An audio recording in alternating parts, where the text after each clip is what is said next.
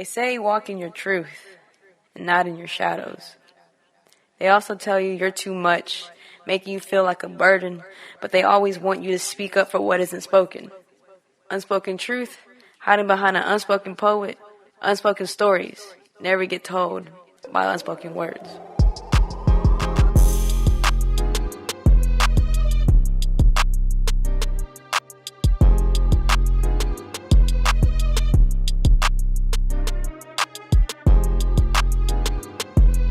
Yo, what's good? It's your girl, Becky the Poet here. Welcome to the Unspoken Words podcast, you guys. I know I've been MIA for a long time, but that's okay because I'm going on to great endeavors. All right, you guys. So today we have a poet here all the way out in a whole different city. That's why it's virtual. We do that now on the Unspoken Words podcast. But we have Isabella Mansfield. I don't know if you wanted the initial of your middle name in there because I saw it on your Instagram. Either way. But go ahead and drop us a little piece before we get into a little bit more about you. All right, this is a new shit. New shit. I broke up with my hairdryer. Justified it by calling it summer, by embracing the curl in my hair, by giving tired shoulders a rest. I thought at 40, maybe it finally didn't matter if I styled my hair or put on mascara before work. It's casual here. I told myself, and anyway, it isn't like I'm giving up. I exercise and shower every day. It isn't giving up. I'm still here. I'm just not having any fun. I don't care if my hair looks a little messy, if I look tired without makeup. I am tired. It makes sense that I look tired. I'm just so tired all the time, but it isn't giving up. I get out of bed. I can't sleep at night anyway. I keep to my routine. I exercise daily. That's why my shoulders ache. It isn't chronic pain. It isn't depression. I just can't remember things very well right now. I can't remember my schedule. I'm probably just running late and I feel a little distracted. I can't keep up. I let everyone down. It isn't giving up. I just don't want to talk to anyone about it, about anything. I wrap the cord around my hairdryer. Tomorrow, maybe. I exercise through the ache in my shoulders. I'll rest tomorrow, maybe. I Google which antidepressant is right for me. I'll make an appointment. Tomorrow, maybe. Wow. So did the hairdryer have feelings when you broke up with your hairdryer? Well, I brought it back out today. Oh, so, okay. Occasion, I guess. So, it's interesting that you, the last line was you're looking up what antidepressants are good for you or what you need, you know? Have you ever, okay, I guess this is like a horrible, I'm probably going to go to jail if I say this, but I once tried some and I was like, oh no, this is not what I need right now. Like, no, this is not the one. But did you ever find anything that worked for you? I remember getting on something when I was like 18 and then, I was on it and then I moved and then I wasn't on it. And then I was on something after my son was born because postpartum depression is real. Okay. Whew. But again, then I did the thing they tell you exactly not to do. Don't just stop taking it. Right. But I just stopped taking it because I should have been better than that. In my head, I was like, I should be able to handle all this. And it didn't go too well. And then I haven't made that phone call yet. So yeah. I don't know yet. Well, I mean, noted to when I have kids ever, that is real. But I mean, when you speak of that phone call, you mean the phone call to renew those prescriptions or a phone call to someone? Just to someone. Okay. I need to talk to somebody first before I can do anything about anything. I haven't been on any of those prescriptions for a decade. So understood. And I applaud you for sharing that. So go ahead. Real quick. Yeah, go ahead and give my listeners a little bit. Give them your name, your poet name, or anything if you had, and where you're from, and what do you like to do for fun? My name is Isabella Mansfield. You can throw the J in the middle if you want. My Instagram is Isabella J Mansfield, so it's easier to find me that way. I am a poet. I live in Howell, Michigan.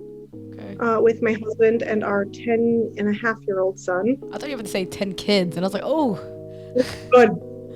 No, I stopped at one. I had one. I'm like, you know what? This is good. I'm good. Yeah. This is fine. This is enough. Fun. Actually, what do you like to do for fun these days? Because I know a lot of people have shifted their lifestyle, and what fun in them is different now. It's funny that you ask about what I like to do for fun, because I wrote that poem that I just read right after realizing that I wasn't having it. Okay. And told my husband, I'm like, I'm not having fun, and I feel like that's a problem. Like I've had depression before, and that was one of those things where like I never really felt that lack of joy. Right. And I felt that recently, and I'm like, oh shit. I don't know if I can I swear? Oh yeah, you can do whatever you want here. Just no nudity. Nope, we're good there. But 2 nights ago there was an event in Lansing, poetry room, and I got to go to that and hang out with all. This is the one recently outside, right?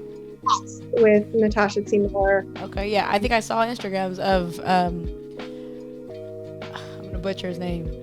Masaki. Yes. Yep. I was gonna call him by his last name first. But he's gonna be like, damn it, Becky. But right? Never. Yeah. But yeah, I saw that he did an event outside, so that was really cool. That was his first event in a long time. Yes. I needed that. That's what I do for fun. Nice. Like that was a lot of the joy I think I had been missing was my people. I really agree on that point. I mean, since this has been going on for a very long time, I have not been going out like to network events, poetry events. They are going on. You know, I just don't feel comfortable yet. And a lot of times is it a different scene, or is it just the same scene that I've always been on, you know? And I guess one thing about me is that I think I miss more hosting the event rather than like attending it, you know, like other people's event, you know. I think hopefully I can get back into it. It's just so hard. It's so mysterious nowadays. You don't know what tomorrow has in stores for you, for sure. I drove home from the event and I was just so glad to have been able to be with everybody. Yeah. And then the next morbid thought I had was, oh my God, I hope none of my friends get sick. Oh. Like, I have morbid thoughts too. You know, it's funny because I was just out eating with some family at a restaurant, you know, and probably the worst place to be, but reminding our business. And then they call and they're like, I was hanging out with somebody who was positive, and I was like, damn it. And it's like, I used to be scared. I used to like go like get 5 tests at a time and just pray, you know. But the thing is, to me, is like, I'm still afraid and I'm very cautious of it. Like my mom is very she doesn't have autoimmune, but she did have cancer, so I'm very cautious in like being around her and stuff. So like, it sucks to be like, hey mom, somebody was hanging around somebody who was positive, so it'll be another week till I see you, you know. And but you want say it again. You gotta be careful because you just definitely don't know what somebody has going on in their life, or who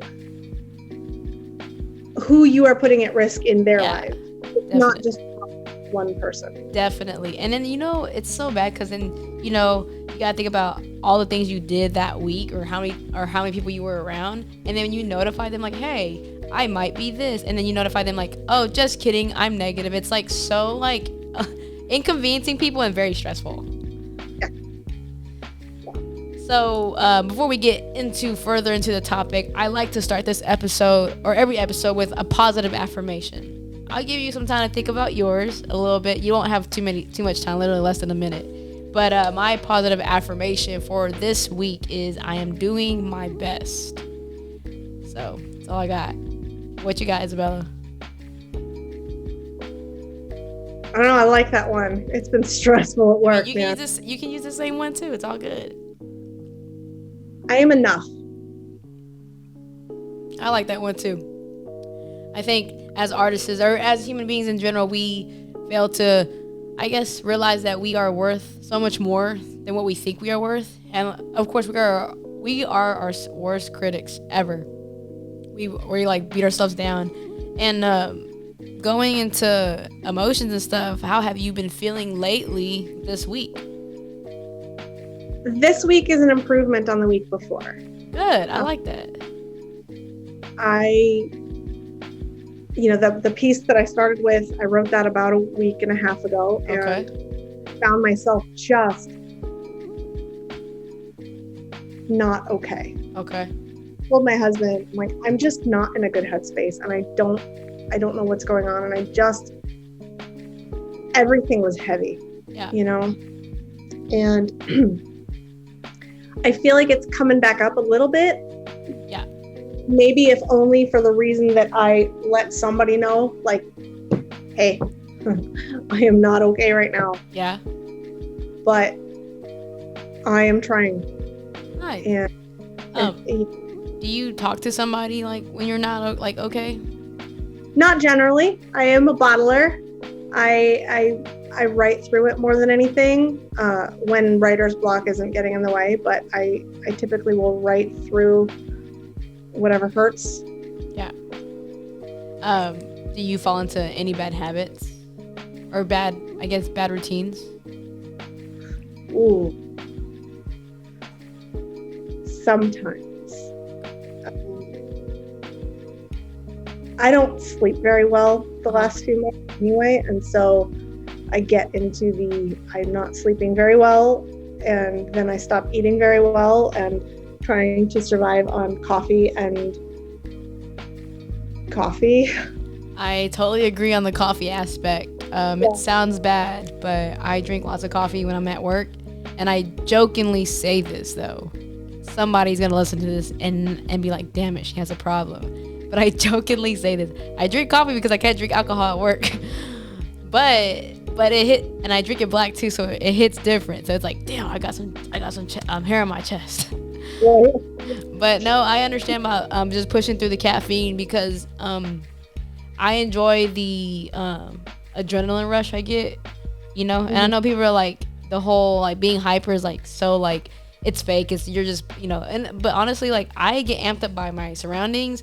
I get amped up just waking up at 4 a.m. or for whatever reasons, or 6 o'clock, but I'm amped up all the time, and caffeine just increases that, but I will say caffeine is like any other bad drug that we do. Once you're up here at this level, you can like go on a downhill spiral and just be like so low. You're overly caffeinated and you're like, what is going on? Yeah. So, I mean, anything that's too much is always still very bad for you. I try to remember at least to eat. Oh yeah, and I've learned that too. You can't just drink caffeine all day. I don't know, like this is probably TMI, but my urine probably smells like coffee more than it smells like regular urine. It's so bad because I just drank half a gallon of water today, but my urine still smells like coffee because I've had probably 4 cups of coffee already. You gotta find that balance. It's all about balance. So I know we just talked about this, and I kind of asked you how you're feeling, but I know sometimes people we go through things. Has there anything been really heavy on your heart that you're open to talk about? I will talk about anything. I can and will talk about anything. I can't promise it won't be without tears. Tears are okay. It helps us. It makes us feel better. I mean, if you have a topic in mind, I'll go for it, but otherwise. So earlier I spoke to you about how emotions affect our art. Me, I'm driven by my emotions. If I'm like feeling down in life, I will cancel everything in my calendar and be like, I'm done. I'm just gonna lay in bed and watch Netflix. And I know I'm not the only one that once we're feeling down in life, we kind of put a hold and stop of everything. How do you handle dealing with your own emotions and like your artwork? And I feel like emotions has a lot to do with writer's block and being social in general. So how do you deal with that? Well, like I said, I definitely write to process emotions, especially the bigger ones. My dad died last summer, and so I've written a lot about grief in the last year. And I think more of that has helped me to process that loss than just letting time handle it.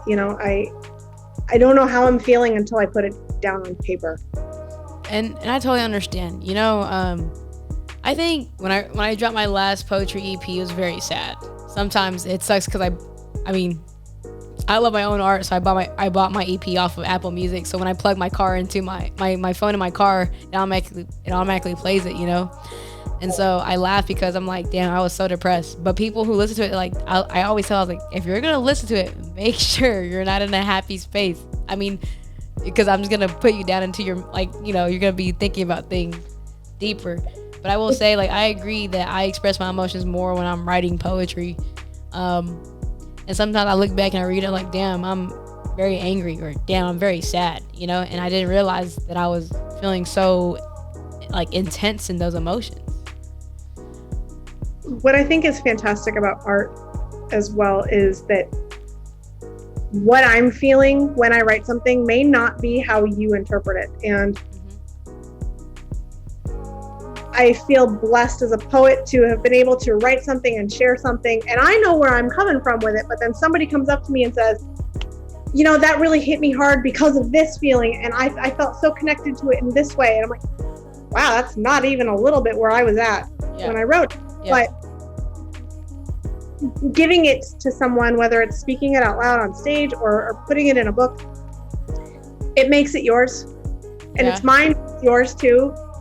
And I love that about poetry. I love being able to kind of community, you have that community of processing. And I think that's the beauty of what we do.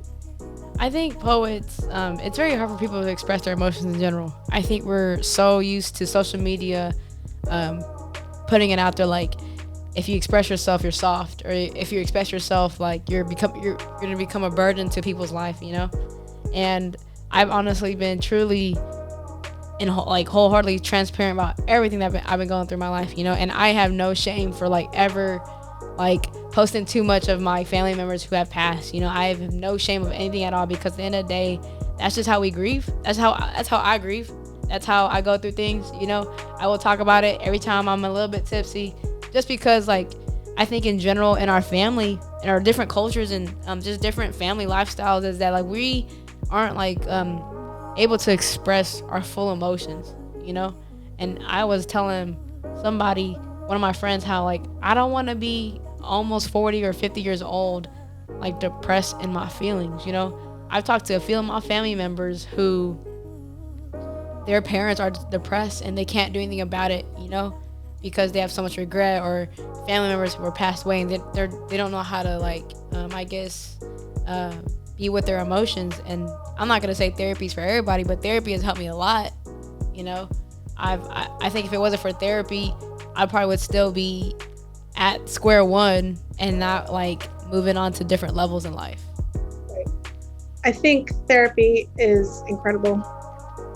And I think it's funny because I agree sort of that therapy is not for everybody. I think it's important to find the right therapist, because you can go to therapy and if you're not getting out of it, talk to somebody else. No, there is a post I just saw about how you can break up with your therapist and they'll understand and you can find someone new. Because I think it sometimes depends on what you're going through in life. And right. For example, I may need a therapist who's Asian to understand my family's cultures and livings, I may need a therapist who understands more about other things in my life, like grieving and stuff like that, just different areas of my life. And maybe my therapist now, they understand what I'm going through, one thing, but another thing, they've heard it all, but it's different because coming from my tone of voice and my attitude and how I feel about it, maybe I don't want to hear what you have to say to me, I had been seeing this therapist that I actually really liked, and I think she broke up with me. Whoa, I never heard of a therapist breaking up with their client. We got along really, really well. Yeah. And the conversations were really good and they were really helpful. And considering the things that I had going on in my life at the time, so back in August of 2019, I performed my poetry at a burlesque show in Boston. Okay, very different setting for sure. I had never been to a burlesque show, and I remember thinking like, because I mean, I don't, most people via Instagram would know this, but not everybody does. I've been in a wheelchair since I was 12. Yeah. And so I remember messaging the producer of the show. I'm like, oh my God, are you sure you want a poet on your stage? Because like, I'm not getting up there. I'm not like, you got people. I'm not showing any skin, y'all. Right? Like, I'm going to get up there and make people sad. And like, you've got some chick in a wheelchair who's getting, I'm like, and she's like, look, shut up. I know my audience. You're going to be fine. And to date, it was my best and favorite performance ever. But the burlesque show, it was amazing. I have to, okay, that's a whole different freaking episode, because I'm going to have to bring you back for that, because I went to a burlesque once. I'm never going to one ever again. I saw this girl swallow a balloon, like, the animal balloon thingies, like the whole thing, and it never came back up. And I'm like, I guess eventually. Where did it go? And I don't want to know. And I'm never going to the burlesque ever again. I gagged for her. She didn't gag at all. That would be a little weird one. But the burlesque show that I performed at, it's out of Boston, and it was called Church of Slut. And wait, Churches of Sluts? Church of Slut. And yeah, and it was basically, they're like, hey, you know what? This is your church. Okay. This is where we're at. It's very body positive. It was the most empowering thing I'd ever done. And my therapist, she used to tell me about when she was younger and when, she'd be smoking pot and over here and doing this thing. It's like, she was super, like, maybe a little bit of an ex-hippie, but she kind of wasn't sure. She's like, I don't know if you should go to this with everything else you've got going on and the reasons you're in therapy. And like, are you sure you want to go to an event called Church of? And I'm like, yeah, I'm going. And then I never saw her again. Oh yeah. And sometimes you have to have those therapists, like, yeah, do they agree with this in your life? Now they have more options now. But yeah, I understand. I guess I see why she kind of broke with you. She probably didn't agree with your decisions. But oh well, whatever. I never got a chance to tell her that, like, I felt so good after that show. Like, it hit all these spots in relation to all the shit we were talking about. I'm like, lady, this was good for me. Yeah. Yeah. So like dealing with like all this different, like, I guess, this outrageous factors in life that made you feel better, you never would have thought. If somebody was like, I guess, feeling down and out and like trying to write or whatever, what would you tell them, and like what advice would you give them for them to be in an uncomfortable situation, and how to overcome that fear of like, this doesn't fit me, but obviously they feel like I'm needed here?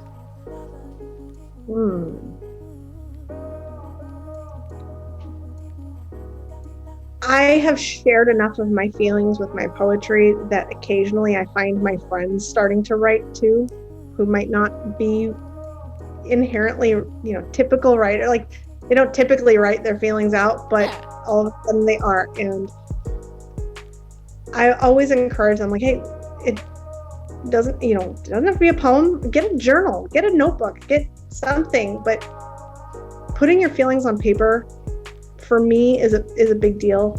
I told my son this once about putting his big feelings down. And he said, yeah, but then what do I do with it? And I said, then you crumple it up and you throw it away. Yeah. It kind of gives you that power. Like, maybe you want to journal and write poetry and keep it forever, and that's fine. But sometimes for me, I want to write something and then I need to destroy it. Yeah. I'm going to throw it in the trash can and set it on fire. I'm going to put it through the shredder, or I'm going to just throw it in the garbage. And it gives me an opportunity to take control of that feeling and be more in charge of it. Like, look, I wrote it and I'm hurting, and now I'm in charge. Yeah. This is me, and I'm not letting this control me. I'm controlling it. I like that, because they had that burn book when you watch Mean Girls. Is it Mean Girls? Yeah. So they have that burn book, but like in all reality, now they have those books at Barnes & Noble where they make you like, it's like rage books. It's like, this page you're gonna crumble it up and throw it away. This page you're gonna stab it 100 times or whatever. So like, I mean, I feel like those are necessary, especially for like just anybody who doesn't know how to channel their emotions and energy into something. Yeah. It beats either that or get a punching bag. Beat something up. Yeah, just don't. Yeah, I can relate to the punching bag ordeal. I need one myself. My steering wheel is not cutting it. Jokes. I got one in the basement. It's great. So I will say this. I know we're on a crunch time here just because I've already given me a timeline for myself for this episode. But Isabella, you're an amazing human being. You're very funny, and I want you to come back on the show again for this season. So I won't tell them when because it's gonna be sporadic. But I want you coming back for a part 2. I will be glad to. And I'm gonna thank Masaki for that because I've ran into him and I've ran into lots of poets and I just feel like you guys all have great energy, and I'm from Oklahoma City and I moved to Dallas, and I don't ever get out much in the States like that because I'm afraid of getting kidnapped. Jokes, but very serious. But it's nice to see poets from different cities doing different things, but also we all feel the same way. And I really appreciate your energy and just your positivity that you bring all the time. And I know you be feeling down and out and stuff like that, but I really just want you to know that you are a great human being and you're very supportive of other poets. I've seen you at the Zoom events and stuff like that, and you've been supporting Masaki from like day whatever, and I appreciate that.